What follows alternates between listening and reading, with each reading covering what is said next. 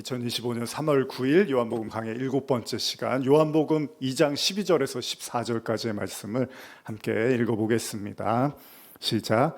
그 후에 예수께서 그 어머니와 형제들과 제자들과 함께 가버나움으로 내려가셨으나 거기에 여러 날 계시지는 아니하시니라. 유대인의 유월절이 가까운지라. 예수께서 예루살렘으로 올라가셨더니 성전 안에서 소와 양과 비둘기 파는 사람들과 돈 바꾸는 사람들이 앉아 있는 것을 보시고. 오늘 본문은 이 물질적인 것과 관련된 내용이 있습니다.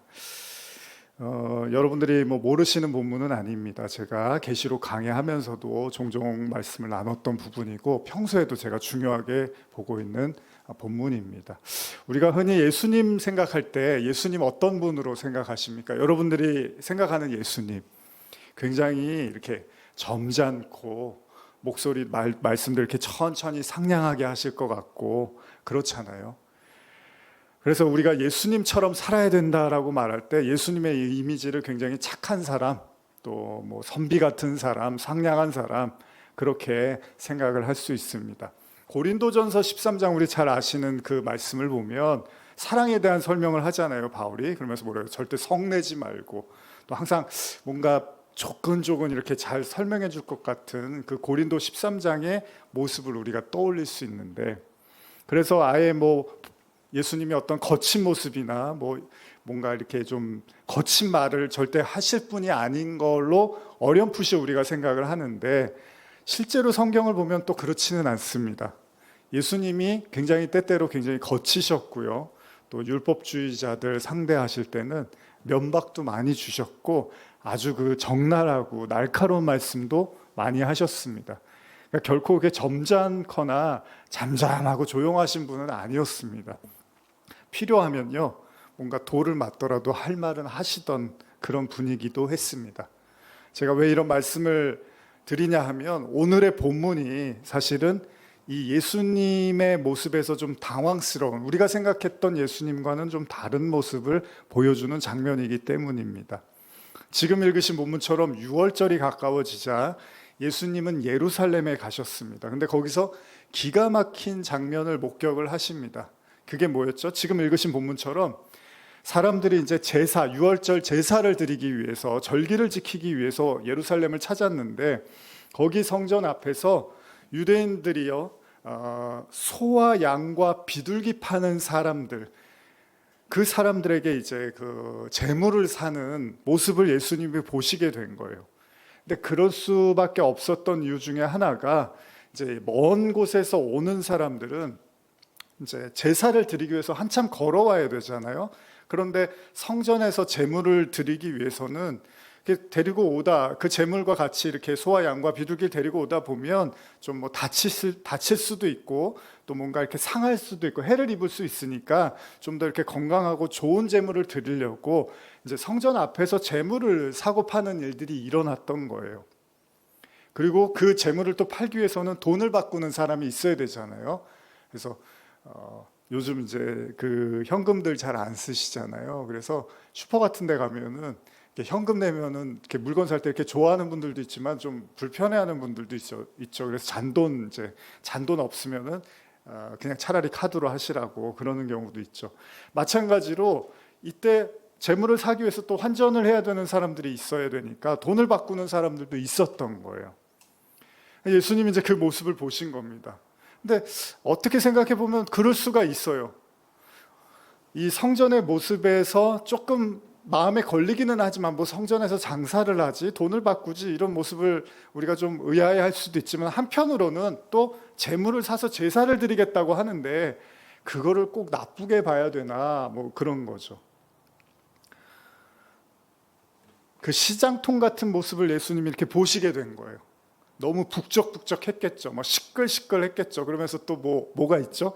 시장에 가면은 흥정이라는 걸 하잖아요. 그래서 이거 얼마예요? 그냥 5만 원만 주세요. 그래서 5만 원은 좀 너무하네요. 3만 원에 안 되나요? 그러면서 또 옥신각신 했을 수도 있습니다. 어떻게든 간에 서로 이익을 보려고 또 장사를 하고 또 거기서 이렇게 뭐 말씨름을 벌이는 사람들도 있었을 겁니다. 자, 예수님이 이 모든 광경을 목격을 하시고 성경이 다음과 같이 기록하고 있습니다. 같이 읽어보겠습니다. 요한복음 2장 15절 16절입니다. 시작. 노끈으로 채찍을 만드사 양이나 소를 다 성전에서 내쫓으시고 돈 바꾸는 사람들의 돈을 쏟으시며 상을 엎으시고 비둘기 파는 사람들에게 이르시되 이것을 여기서 가져가라. 내 아버지의 집으로 장사하는 집을 만들지 말라 하시니.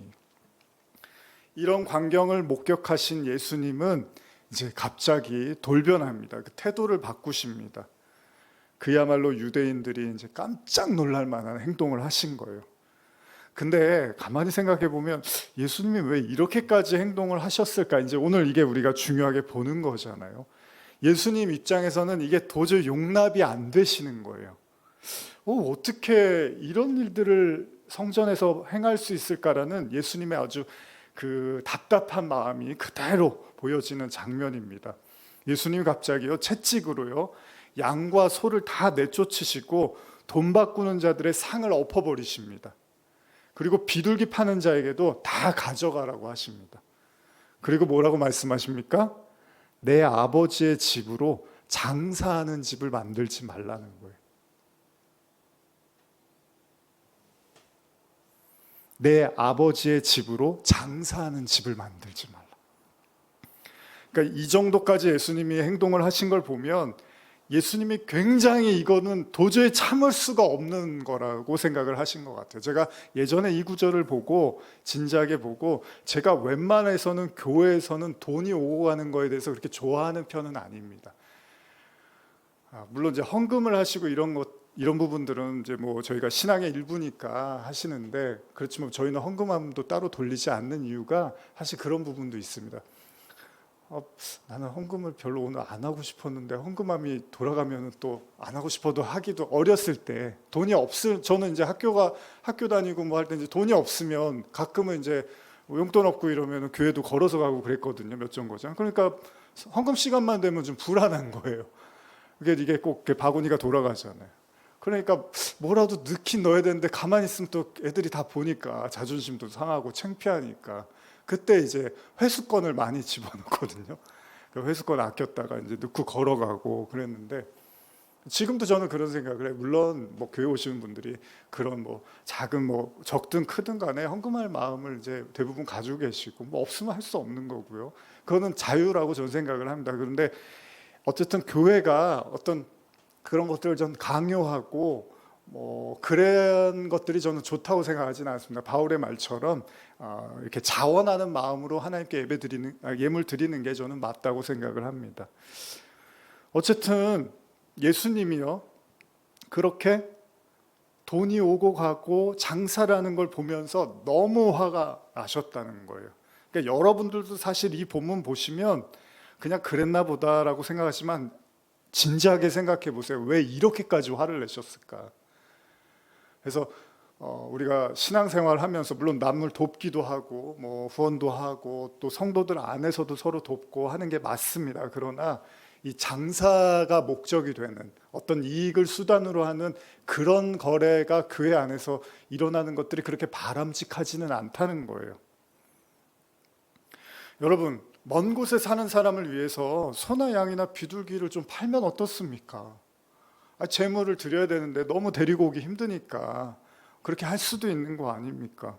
그리고 돈도 좀 그러다 보면 돈도 바꿔야 되고 하니까 이 편의를 제공해 주는 게 뭐가 나쁘냐는 거예요. 그럼에도 불구하고 예수님은 아니라는 거예요. 이거 아니라는 거예요. 대노를 하십니다. 이렇게까지 화내신 적이 복음서에 거의 없습니다. 물론 유대인들하고 이제 이야기하시다가 무서운 말씀 한번 하시죠. 예수님한테 바알세불 귀신 들렸다고 하니까 예수님이 뭐라 그래요? 성령, 모든 죄는 다 사함을 받지만 성령을 회방하는 죄는 영원히 사함 받지 못해, 이런 말씀을 한번 하신 적이 있습니다. 어쨌든 거기에 견줄 만한 예수님의 아주 대단한 화가 담겨 있는 모습입니다. 자, 그러면 이제 여러분들도 이 말씀 보시면서 하도 많이 들으셨으니까 그렇지, 교회에서 장사하면 안 되지, 이 정도로 끝나면 안 되는 거예요. 조금 더 깊이 생각을 해보는 거죠. 누가복음 19장 45절에서 46절 한번 읽어보겠습니다. 시작. 성전에 들어가사 장사하는 자들을 내쫓으시며 그들에게 이르시되 기록된 바 내 집은 기도하는 집이 되리라 하였거늘 너희는 강도의 소굴을 만들었도다 하시니라. 누가복음에도 지금 이 사건이 언급이 되고 있습니다. 여기서는 더 단호하게 말씀을 하시는데 그건 성전을 강도의 소굴로 만들었다는 거예요. 강도의 소굴이 뭡니까? 이런 얘기를 들었으니 또 유대인들이 화가 또 머리 끝까지 치밀어 오른 거죠. 이건 한번 이제 해보자는 얘기잖아요. 사실 오늘날에도 이제 한번 생각을 해보세요, 여러분. 종교가요, 신앙이 돈벌이 수단으로 전락을 한다면 그걸 누가 곱게 보겠습니까? 최소한 우리가 모든 영역에서는 이익이라든지 돈벌이로 생각할 수 있지만 신앙이나 종교의 영역이 돈벌이의 수단으로 이용이 되고 이해가 되면 더 이상 우리는 그 종교나 신앙을 순수하다고 말하지는 않을 겁니다. 왜요? 예수님이 지금 이게 아니라고 하시잖아요. 예수님. 제 개인적인 생각이 아니라 예수님이 이거는 아니라고 말씀을 하신다는 거예요.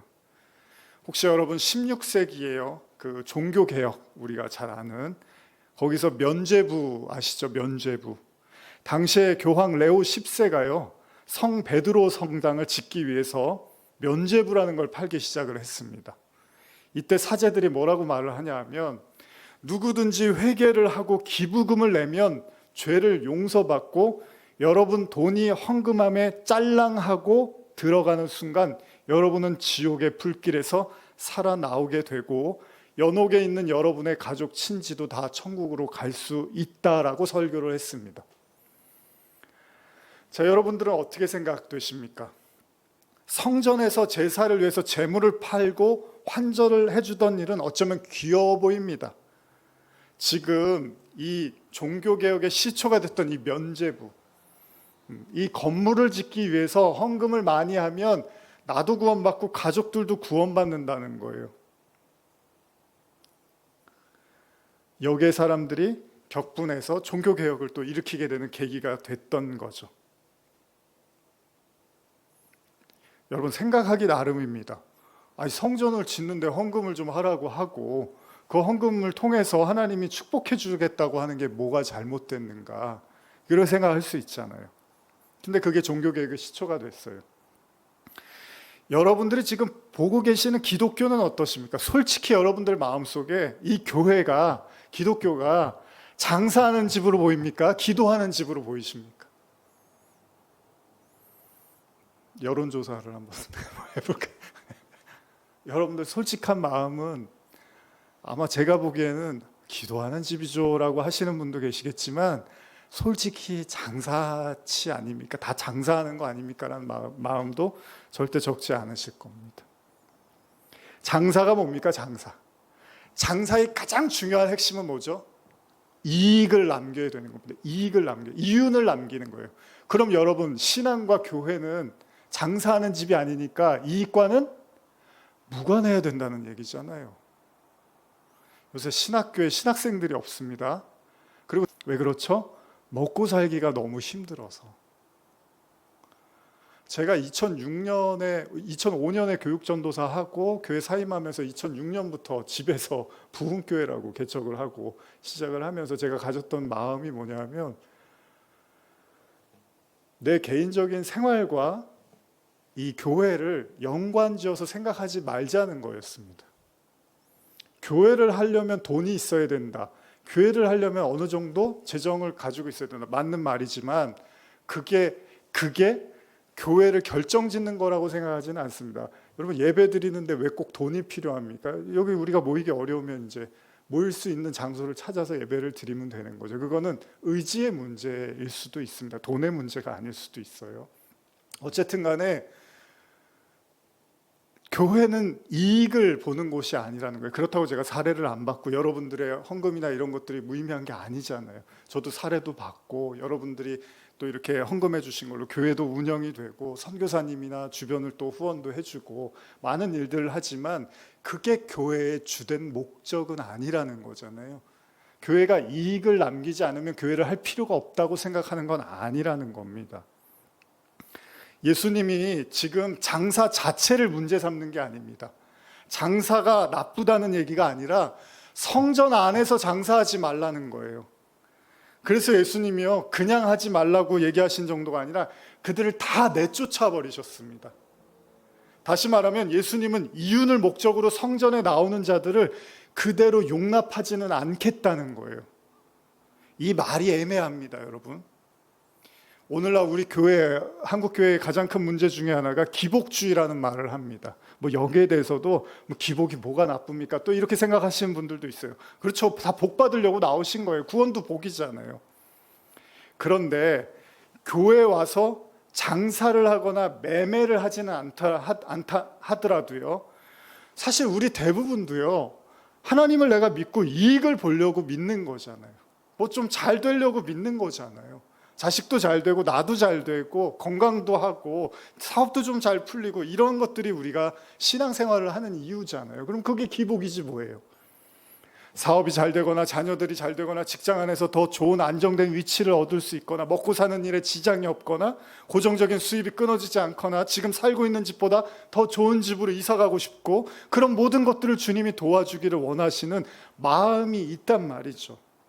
그래서 때때로 믿지 않는 자들에게도 기독교인은요, 어떤 의미에서는 더 탐욕적이고 더 세속적으로 비춰지기도 합니다. 왜 그런 줄 아십니까? 믿지 않는 사람들은 기도를 안 해요. 더 잘 살게 해달라고 기도를 안 한다고요. 그냥 자기가 열심히 노력을 하지. 근데 교회 다니는 사람들은 더 잘 살게 해주세요, 더 건강하게 해주세요, 더 부유하게 해주세요, 잘 되게 해주세요, 이 기도를 더 많이 하잖아요. 그러니까 어떻게 보면 더 세속적이고 욕망 있는 사람으로 비춰질 수도 있는 거예요.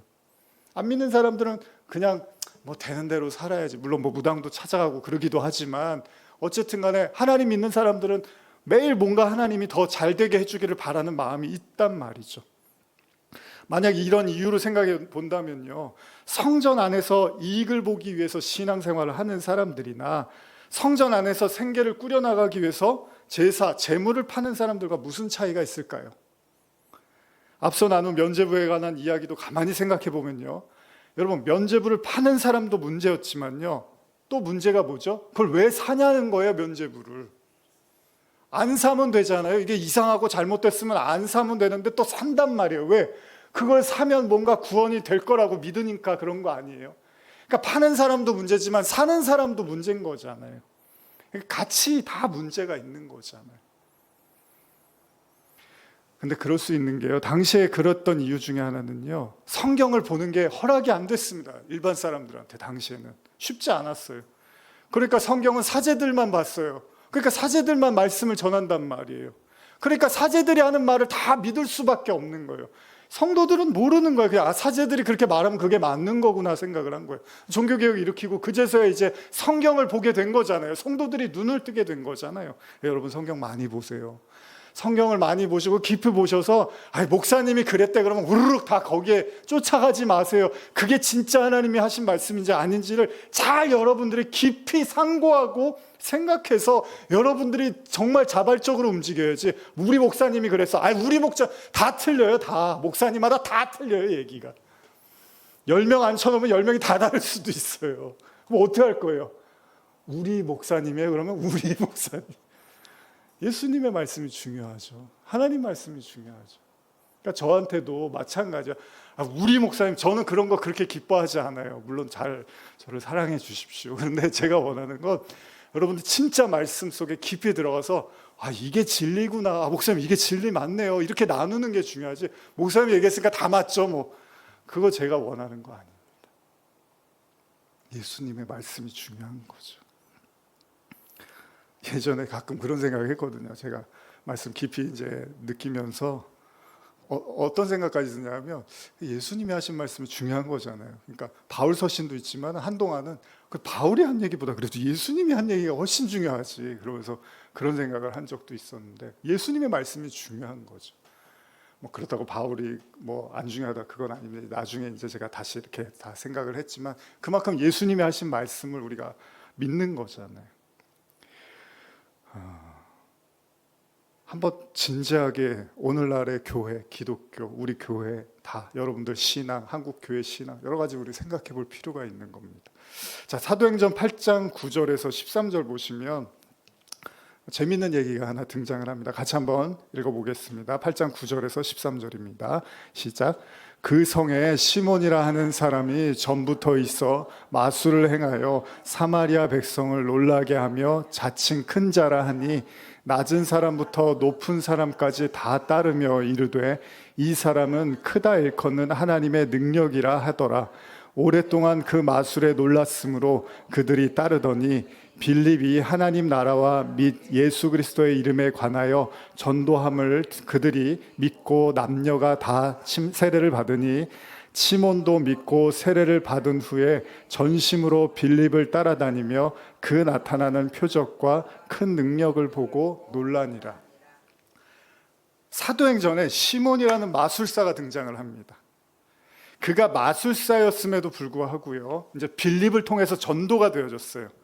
그러면서 전심으로 빌립을 따랐어요. 빌립은 7 집사 중에 한 사람입니다. 사도행전에 등장하는. 근데 그 빌립 집사가 아주 말씀도 잘 전하고 표적과 능력을 막 나타내는 거예요. 그러니까 이 시몬이라는 마술사가 너무나 이제 흥분을 하면서 쫓아다녔습니다.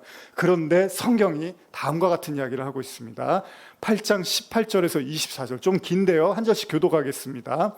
시몬이 사도들의 안수로 성령 받는 것을 보고 돈을 들여 이르되 이 권능을 내게도 주어 누구든지 내가 안수하는 사람은 성령을 받게 하여 주소서 하니 베드로가 이르되 내가 하나님의 선물을 돈 주고 살 줄로 생각하였으니 내 은과 내가 함께 망할지어다. 하나님 앞에서 내 마음이 바르지 못하니 이 도에는 내가 관계도 없고 분깃될 것도 없느니라. 그러므로 너의 이 약함을 회개하고 주께 기도하라. 혹 마음에 품은 것을 사하여 주시리라. 내가 보니 너는 악독이 가득하며 불의에 매인 바 되었으다. 시몬이 대답하여 이르되, 같이 읽겠습니다. 시몬이 대답하여 이르되 나를 위하여 주께 기도하여 말한 것이 하나도 내게 임하지 않게 하소서 하니라. 자, 이 빌립을 잘 따라다녔던 마술사 시몬이요, 사도들이 이제 안수를 하는데 사람들에게 성령이 임하고 성령을 받게 되는 걸 보게 됩니다. 이때 마술사 시몬의 마음에 이제 그걸 어떻게 자기도 하고 싶은 거예요. 환심, 그런 마음이 드는 거예요. 그래서 돈으로 그 능력을 살려고 이제 시도를 합니다. 내가 돈을 줄 테니까 그 능력을 나에게도 달라는 거예요. 그때 베드로가 이 얘기를 듣고 엄청나게 화를 냅니다. 그러면서 뭐라 하냐면 은과 함께 망하라고까지 얘기를 해요. 이런 저주의 말을 합니다. 저주를 했어요, 말 그대로. 최소한 사도들이요, 그래? 여러분 어떻게 생각하십니까? 성령이 임하는 걸 보고 마술사 시몬이 너무나 놀라워서 저도 좀 그 능력을 살 수 없을까요? 그러면 뭐라고 하시겠습니까? 그거는 돈으로 되는 게 아니야. 네 마음은 알겠어. 네가 정말 하나님의 은사를 사모하는구나. 하나님의 능력을 사모하는구나. 그러니까 그렇게까지 돈을 주고라도 사고 싶겠구나. 네 마음은 알지만 그건 돈으로 되는 거 아니야. 이렇게 얘기한 게 아니라 은으로 그냥 망해버리라고까지 이야기를 합니다. 이게 성경의 증언입니다. 계시록에서 반복되는 가르침 중에 하나가 바로 발람의 교훈이라는 말이 있는데요. 부올의 아들 발람은요, 불의의 삭새 미혹이 돼서, 다시 말하면 불의의 삭슬 받고 하나님의 말씀을 그대로 전하는 게 아니라 돈에 의해서 메시지가 좌지우지 된다는 거예요. 자, 오늘날도 우리가 기복주의에 대한 많은 교회에 대한 비판이 있는데 우리도 이 문제에 대해서 깊이 있게 생각해 볼 필요가 있다는 겁니다. 제가 좋아하는 구절이고 우리가 자주 읽는 구절인데요. 한번 마태복음 6장 24절 읽어보겠습니다. 마태복음 6장 24절입니다. 시작. 한 사람이 두 주인을 섬기지 못할 것이니 혹 이를 미워하고 저를 사랑하거나 혹 이를 중히 여기고 저를 경히 여김이라. 너희가 하나님과 재물을 겸하여 섬기지 못하니라. 얼핏 보면 여러분 돈을 무시하고 하나님만 위하라는 얘기 같잖아요. 그러다 보니까 돈을 하나님께 바치라고 하는 이야기처럼 또 들릴 수도 있습니다. 그냥 모든 재물을 하나님께 다 드려라. 믿음이 있는 사람은 하나님께 당연히 그 재물을 내어놓을 수 있어야 된다. 이렇게 들릴 수도 있습니다. 물론 그렇게 생각하실 수도 있지만 근본적으로요, 구원은요, 믿음으로 발생하는 거잖아요. 그러니까 재물을 들여서 구원을 받는 게 아니에요, 여러분들이. 헌금을 많이 해서 구원을 받는 게 아니에요. 이거 다 아시는 주일학교들도 아는 거잖아요. 선행으로 구원받는 것도 아니고 헌금으로 구원받는 것도 아니고 봉사 예배 많이 드려서 구원받는 게 아니라 구원은 믿음입니다. 아까 우리 불렀던 찬양처럼 어린 양의 피로만 구원이 가능한 거예요. 그걸 다른 말로 뭐냐면 구원은 하나님의 선물이라고 하는 겁니다. 선물은 뭐죠? 선물은 그냥 주는 거예요. 그냥 하나님이 그냥 공짜로 주는 겁니다. 그걸 어떻게 해요? 믿음으로 공짜로 주시는 거예요. 그래서 사도행전 8장 20절에 한번 읽어볼게요. 시작. 베드로가 이르되 내가 하나님의 선물을 돈 주고 살 줄로 생각하였으니 내 은과 내가 함께 망할지어다. 에베소서 2장 8절도 읽어볼게요. 시작.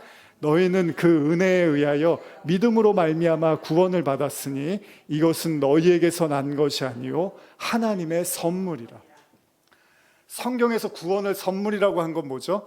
아무런 대가도 없이 주셨다는 거예요. 여러분들 프로 하나님의 은혜라는 겁니다. 그럼 나는 아무것도 안 해도 돼요? 당연히 믿음으로 구원받는 거죠. 근데 그 믿음도요, 회개를 통해서 구원받는 거예요. 여러분들이 하실 게 딱 하나 있어요. 뭐요? 회개입니다. 회개.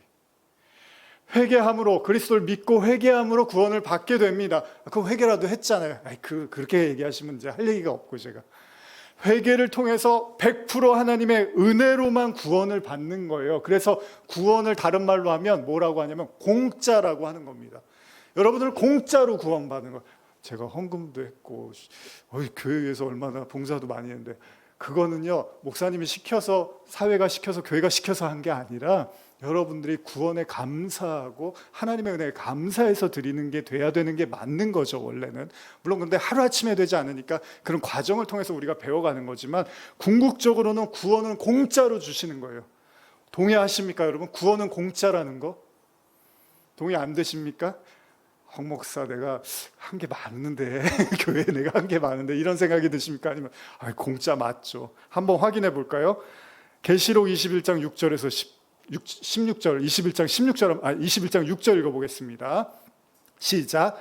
또 내게 말씀하시되 이루었도다. 나는 알파와 오메가요 처음과 마지막이라. 내가 생명수 생물을 목마른 자에게 값없이 주리니.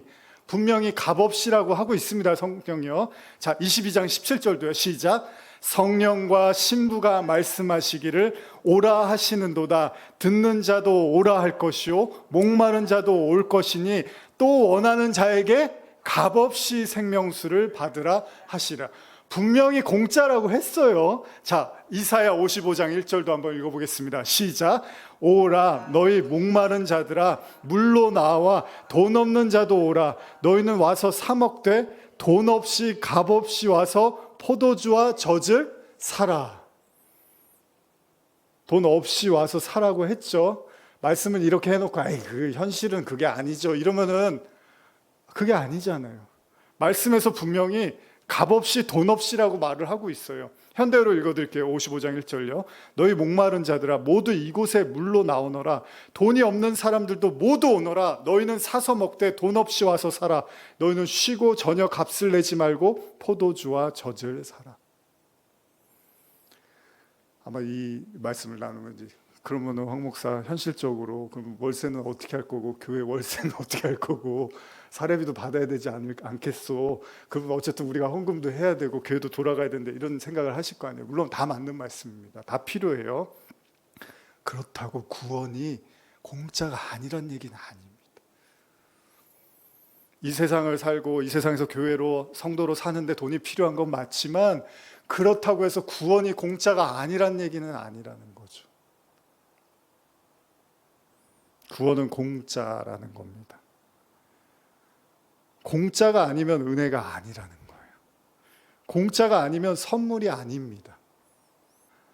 여러분들이 어려우시면 안 하실 수도 있는 거고 못 하실 수도 있는 거고 또 여유가 되시면 기쁜 마음으로 더 하실 수도 있는 거고 그건 여러분과 하나님과의 관계의 문제지 제가 왈가불가하고 그걸 갖고 사람을 판다고 평가할 문제가 저는 아니라고 생각합니다. 그리고 교회가 어렵고 없으면 또 그것도 하나님의 인도하심인 거죠. 뭐 항상 풍요하고 넘칠 수만은 없는 거예요. 그건 모르는 거죠. 그러나 지금까지 저희가 7년, 8년 왔지만 또 제가 프랑스에도 있었지만 어쨌든 이렇게 또 살게 하시더라고요. 이렇게 또 감사하게 또 후원도 해주시고 기도도 해주시고 외부에서도 여러 가지 모습으로 살게 하시더라는 겁니다. 그게 광야 40년 아닙니까? 어떻게든 성도를 하나님이 책임지고 살아가게 하시는 거죠. 그래서 저는 더 명확하게 말씀드릴 수 있습니다. 우리가 사는데 돈이 필요하고 목회나 교회도 돈이 필요한 건 맞지만 구원은 공짜라는 거예요. 여러분들이 하나님이 주신 그 구원은 여러분들의 어떤 공로도 어떤 의도 들어갈 수 없는 오로지 하나님이 주신 공짜의 은혜라는 겁니다. 그래서 구원을 잘 이해한 사람들은 공짜가 뭔지를 알아야 되는 거죠. 만약 여러분들이 어떤 대가를 지불하고 어떤 값을 내면서 내가 구원을 받고 있다는 생각이 든다면 여러분들의 신앙도 한번 다시 점검해 보십시오. 억지로 신앙생활을 하는 건 하나님이 원하시는 게 아닙니다. 그렇다고 교회 나오지 마시라는 얘기가 아니라 진지하게 내가 이게 뭔가 어떤 사람의 눈을 의식하고 내 체면을 의식하고 이런 신앙인 건지 아니면 내가 정말 하나님만 바라보고 있는 신앙인지를 생각해 봐야 될 필요가 있다는 겁니다. 물론 구원에는 십자가라는 고난이 따릅니다. 그것도 여러분들이 회개를 통해서 자원하는 마음으로 지고 올라가는 겁니다. 여러분, 예수님이요 바리새인의 11조를 칭찬하고 바리새인의 의를 칭찬하신 게 아니라 우리가 잘 아는 세리의 그 죄인입니다라는 고백을 들으면서 그걸 의롭다고 하셨잖아요. 또한 과부의 2렙돈 동전 2입이었잖아요. 그걸 보시면서 예수님이 다른 많은 사람들보다 이 사람이 가장 많이 하나님께 냈다라고 말씀을 하신 이유도 바로 그 마음을 보셨다는 거잖아요. 우리 마음을 보셨다는 거잖아요. 제가 만약에 여러분들이 헌금하신 액수를 딱 보고서 어떤 분이 동전 2개만 내고 가셨어요. 그러면 이분은 믿음도 없고 신앙도 없나 보다 이렇게 인간은 그런 생각을 할 수 있겠지만 예수님은 뭐라 그래요? 과부의 2렙돈이 그 어떤 재물보다 가장 귀했다라고 말씀을 하신다는 건 신앙의 핵심, 하나님이 보시는 진짜는 뭐예요? 여러분들의 마음이라는 거잖아요. 이게 안 돼서 교회가 오늘날 이렇게 무너져가고 있는 거예요, 여러분. 이 신앙의 마음의 중심이 회복이 안 되고 이 마음이 하나님을 찾지를 못하고 보여주는 외형적인 세속적인 관념과 생각들이 교회 안에 들어와서 장사하고 돈 바꾸고 이익을 계속 행하는 이 일들이 오늘날의 교회를 이렇게 슬프게 만들고 있는 겁니다. 누구를 탓합니까? 다 우리도 그런 모습이었는데요. 그래서 여러분과 저는 정말로 이 예수님의 이 격분과 흥분 속에서 돈 싫어하시는구나, 돈 장사하면 안 되고 이렇게 생각하고 말 문제가 아닙니다. 진짜 예수님이 여기서 왜 화를 내셨을까요? 돈 바꾸는 게 꼴보기 싫어서요? 여러분, 예수님이 그 누구보다도 죄인들에 대한, 연약한 자들에 대한, 가난한 자들에 대한 마음이 많으셨던 분이잖아요. 근데 여기서 왜 흥분하셨을까요? 진짜는 뭘까요? 사실은 이게 오늘 제가 시간이 다 돼서 다 말씀 설명 못 드리지만 히브리서 말씀으로 가보면 구약의 제사는 뭐라 그러죠? 매번 제사를 드릴 때마다 죄가 생각나는 제사여서 그 제사로는 하나님이 죄 없음을 하지를 못한다고 합니다. 사실 예수님이 진짜 흥분하셨던 진짜 마음의 중심은요, 돈 바꾸고 장사하는 게 화가 났던 게 아니라 기도하는 집이라고 했잖아요. 강도의 구렬로 만들지 말라고 하셨던 건 하나님이 주신 그 구원과 사랑을 인간의 이익과 인간의 재물로 판단하고 평가해서 그 자기의 의를 쌓는데 유대인들이 그 제사를 이용해 버렸잖아요. 그걸 재물로 쌓았다고 하는 거예요. 제사 드려놓고 나는 의로운 사람이라고 착각했다는 거예요. 예수님이 화가 났던 건, 예수님이 보여주고 싶었던 건요, 이제 이 제사는 필요 없다는 거예요. 이제 이런 제사는 더 이상 하나님이 받으시지 않는다는 얘기예요. 어떤 제사만 받는다는 거예요? 내가 제물이 돼서 직접 죽어서 그 제물로 하나님이 너희를 구원하겠다는 걸 강력하게 보여주시기 위해서 그 모든 제사, 그 돈 바꾸고 장사하는 이익을 행했던 사람들 다 내쫓고 성전의 주인은 나니까 내가 제물이 돼서 하나님은 뭐만 받는다고요? 예수만 받는다는 거예요. 여러분 언제 돌아가실지는 제가 모르지만 천국문 앞에서 여러분들이 뒤밀어야 될 건 뭐라고요? 예수의 피밖에 없다는 거예요. 그래, 내가 너를 왜 구원해야 되냐? 그랬을 때 제 교회요 한 40년 50년 다녔어요. 제가 장로, 권사, 목사였어요. 제가 주님. 아유, 제가 선교도 했어요. 제가 헌금 얼마나 많이 했는데요. 진짜 어려운 데서도 많이. 이런 얘기하면 다 빠꾸당하는 거예요, 천국에서. 그냥 가라. 난 널 모른다. 예수님 뭐만 받은 거예요? 자격 없는 내 힘이 아니라 오직 어린 양의 보혈로. 그래서 예수님이 이 구절 다음에 뭐라고 하시는 줄 아십니까? 다음 주에 나누겠지만 이 성전을 헐라라고 말씀하시는 거예요. 물론 자기의 육체를 가리켰지만 결국 예루살렘 성전도 AD 70년에 회파됩니다. 이제 이런 제사 하나님이 역겹다고 하세요. 말라기서나 이런 말씀들 보면 너희들 제사에 아주 신물이 났다는 거예요. 그 회개도 안 하고 제대로 하나님 앞에 마음의 중심도 드리지 않는 그 제사 내가 역겨워서 더 이상 못 받겠다고요. 사도행전에서 뭐라 그럽니까? 스데반이 설교할 때 언제 니들이 나한테 제사 지낸 적 있냐? 광야 40년 동안 이런 말씀을 하신단 말이에요. 예수님은 우리에게 그걸 보여주시는 거예요. 구원은 공짜다. 어떻게? 내가 제물이 돼서 이제 내가 어린 양으로 하나님께 제물이 되면 너희가 그 피로 그 믿음으로 구원받는 거야 라는 걸 선포하신 거예요. 그래서 요한복음 2장에 가나의 혼인잔치 다음에 바로 이 사건이 등장을 하는 겁니다. 핵심이라는 거예요. 핵심. 그리고 그렇게 여러분들이 그 믿음으로 예수 그리스도의 피를, 요한일서에 보면 피와 물과 성령은 하나라고 해요. 그리스도의 보혈이 여러분들 안에 흐르면 성령이 흐르고 있다는 거예요. 그걸로 구원받는다는 말씀을 하신 거죠. 여러분들의 마음이 중요한 겁니다. 여러분들의 마음의 중심, 그 중심에 내가 착해야지 열심히 살아야 이게 아니라 오직 나는 그리스도의 은혜밖에는 내가 의지할 게 없습니다라는 이 믿음으로 여러분들이 구원받는 것입니다. 헌금의 크기가 믿음의 크기도 아니고요. 물론 그렇다고 하나님이 여러분들이 드리는 귀한 헌금을 또 쉽게 생각하지 않습니다. 너무 귀하고 값지게 보시고 축복하실 거라고 저는 믿습니다. 그러나 핵심은 여러분들의 마음의 중심에 오로지 그리스도의 은혜, 그 보혈만 의지하며 나가실 때 진짜 여러분들이 하나님이 기뻐하시는 예배, 제사, 성전이 될 줄 믿습니다. 구원은 공짜입니다. 구원에는 돈이 필요하지 않습니다. 오로지 어린 양의 보혈만이 필요합니다. 그게 바로 기도하는 집입니다. 오늘 우리 교회가 이렇게 하나님 앞에 늘 살아있는 예수 그리스도의 그 십자가의 공로만을 의지하며 나가기를 축복합니다. 기도하시겠습니다. 하나님 아버지 감사합니다. 오직 예수 그리스도라는 제물만 받으십니다. 오늘 우리 성도들 마음속에 이 믿음이 더하게 하시고 어디에 있던 어떤 삶을 살았던 오직 그리스도의 은혜만으로 나아가게 하여 주시옵소서. 예수님의 이름으로 기도합니다. 아멘. 우리 함께 우물가의 여인처럼 함께 찬양하시고 예배를 마치겠습니다.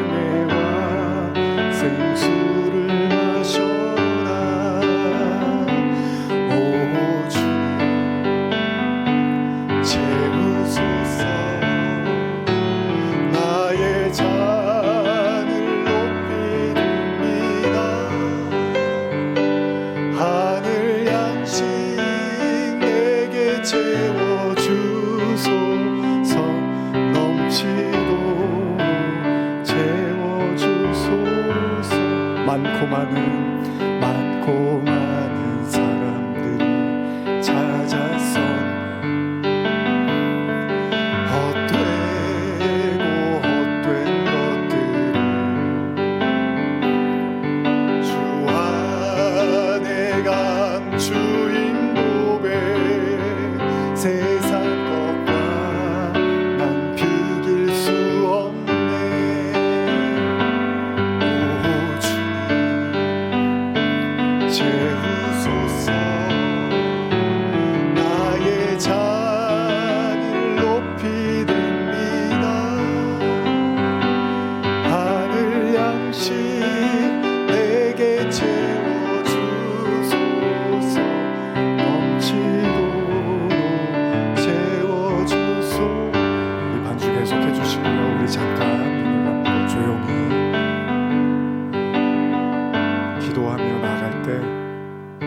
진짜 예수의 공로만 의지하십니까? 구원이 정말 공짜라고 생각하십니까? 억지로 신앙생활 하시는 건 아닙니까? 구원에 많은 대가를 지불하고 있다는 그런 생각이 드십니까? 오늘 우리의 마음이 첫사랑이 회복되기를 원합니다. 하나님, 그 구원의 감격, 나를 향해 피 흘리신 그 공짜의 사랑, 그 공짜의 구원이 내 안에 다시 회복되게 하여 주시옵소서. 우리 함께 기도하시겠습니다.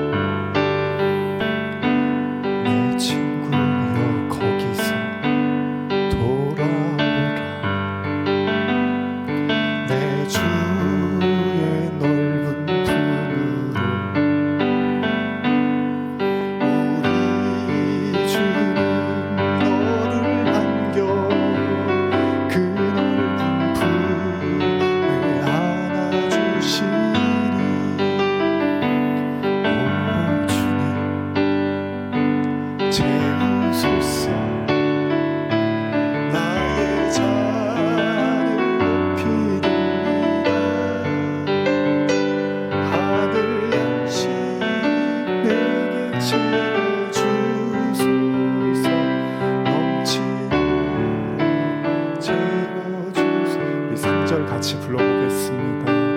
내 친구여 거기서 돌아오라. 내 주의 넓은 품으로 우리 주님 너를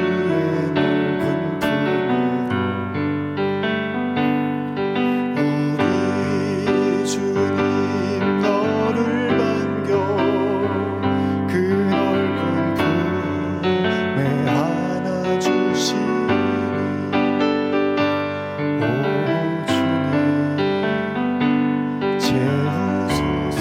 그 넓은 품에 안아주시니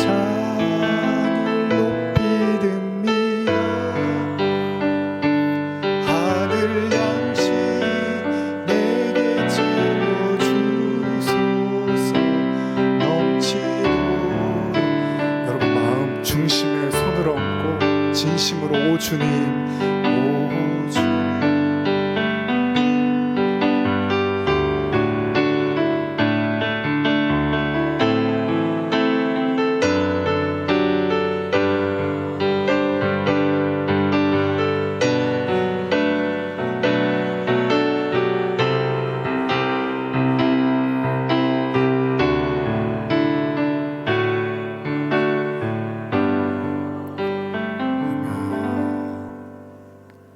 내 친구여 거기서 돌아오라. 내 주의 넓은 품으로 우리 주님 너를 반겨 그 넓은 품에 안아 주시리.